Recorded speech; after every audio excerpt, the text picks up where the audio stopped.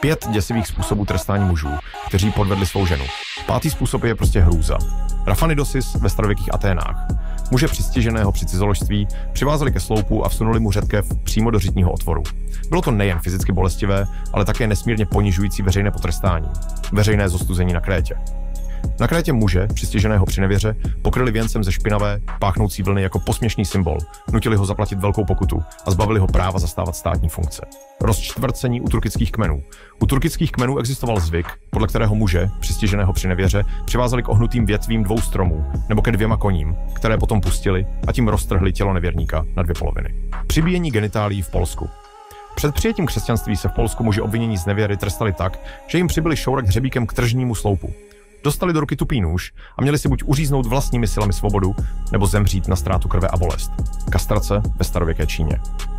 Ve starověké Číně byli muži, přistižení při manželské nevěře, podrobeni trestu Gung Sing, který zahrnoval úplnou kastraci.